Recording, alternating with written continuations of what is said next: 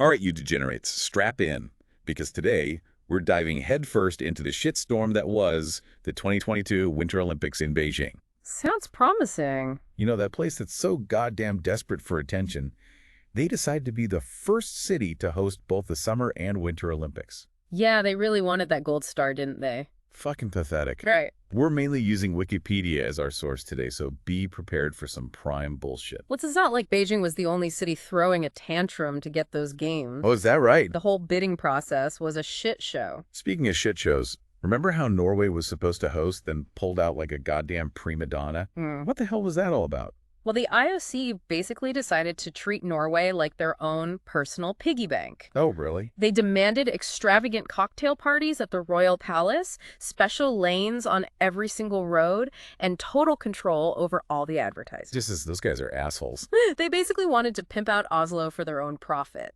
Cocktail parties at the Royal Palace. Talk about a fucking power trip. Good for Norway for telling them to shove it. It really shows you how much power the IOC has and how little they actually give a shit about anything except their own comfort and profit. Yeah, well, those guys can go fuck themselves. Let's talk about the elephant in the room, COVID.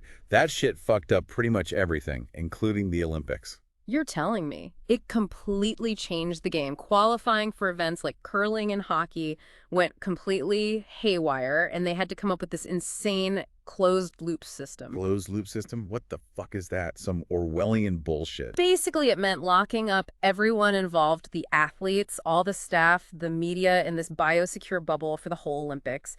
Daily testing, travel restrictions, the whole 9 yards. Sounds like a fucking nightmare. Imagine being trapped in a glorified prison with a bunch of sweaty athletes for weeks on end. Oh, hell no.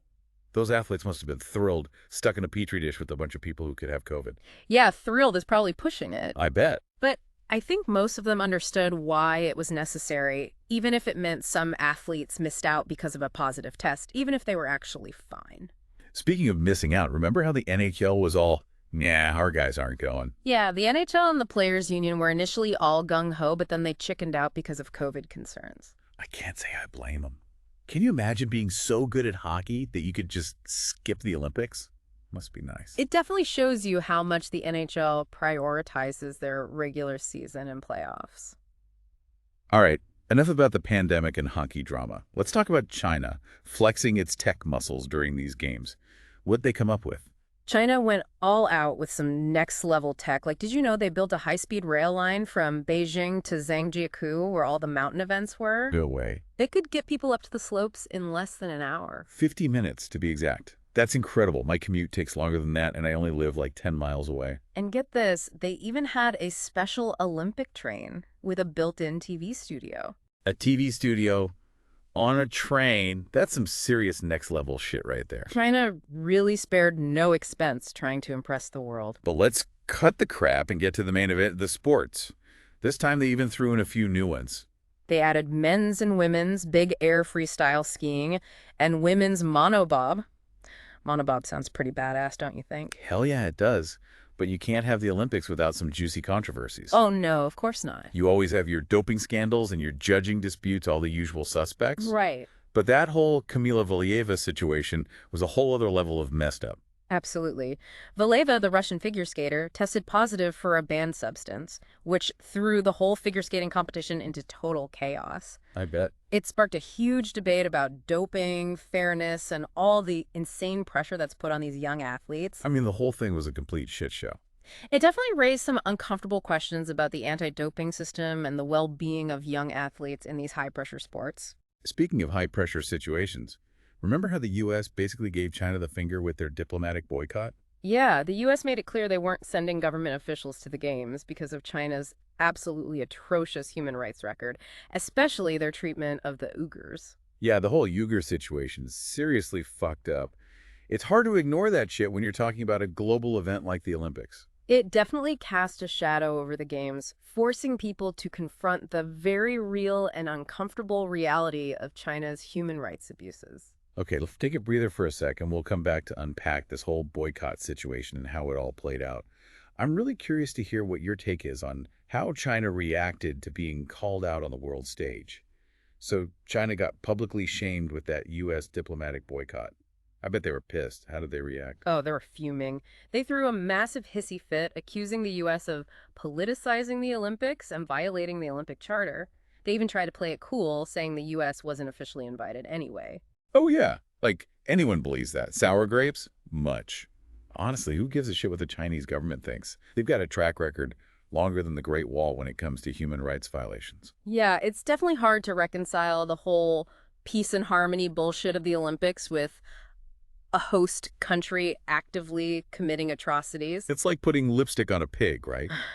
No amount of Olympic glitz and glamour can hide the ugliness underneath. And the IOC's supposed neutrality in all this is a load of crap, too. They're perfectly happy to cash in while turning a blind eye to the human rights violations happening right under their noses. Those money-grubbing bastards.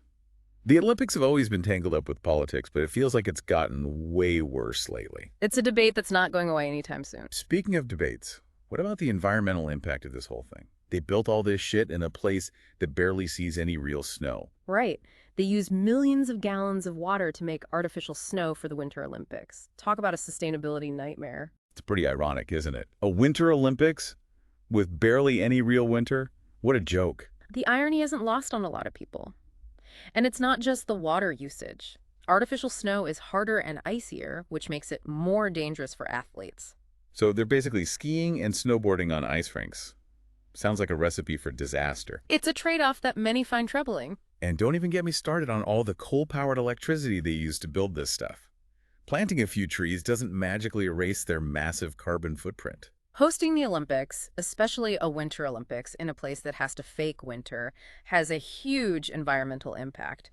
Future host cities need to get their shit together and figure out a more sustainable way to do this. Yeah, otherwise the Olympics are going to become synonymous with environmental destruction. Speaking of disasters, let's move on to the sporting controversies that went down in Beijing. Ah, yes, the drama on the field of play.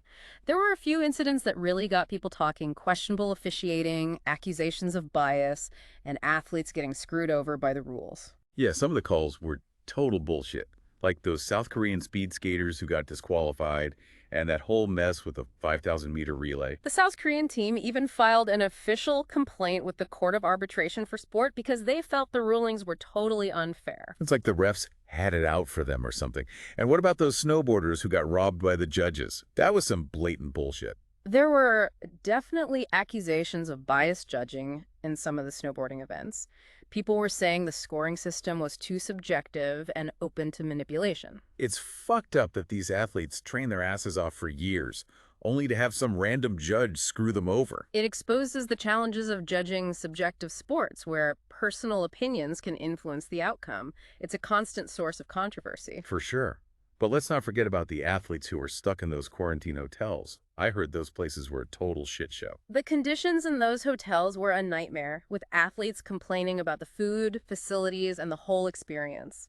I heard the food was so bad that some teams brought their own grub. That's right. The U.S. and South Korean teams, among others, said, "Screw this," and brought their own food because they were worried about the quality and nutrition of the meals provided. Can you imagine training for the Olympics and then getting stuck with shitty food? That would suck. It definitely wasn't ideal for athletes who were already under a ton of pressure to perform. On top of the bad food, they had to deal with freezing temperatures and heavy snowfall that messed up the events. Sounds like a total clusterfuck. The weather definitely threw a wrench into things. Some athletes were worried about their safety competing in such extreme conditions, and there were delays and cancellations because of the snowfall. It's like everything that could go wrong did go wrong. Those athletes went through hell. It's a testament to their resilience and dedication that they were able to compete at all. Okay, let's take another quick break. When we get back, we'll wrap up this deep dive into the 2022 Winter Olympics and leave you with some things to ponder. All right, let's get back into it. Before the break, we were talking about how the 2022 Winter Olympics were kind of a clusterfuck. But hey, at least there were some awesome athletes who managed to shine despite all the bullshit. Oh, absolutely. Like, Norway completely kicked ass, right? They took home a record number of gold medals. Yeah, they totally dominated. It's pretty impressive considering all the challenges they faced. Shows you what a powerhouse they are in winter sports. And China didn't do too shabby either. No, they did not. They snagged 4th place, their best performance ever. Not bad for a country that basically had to create its own winter wonderland. What do you think? Are you going to be a real contender in the future? I think so. It was a major accomplishment for them, and it shows how serious they are about becoming a force in winter sports.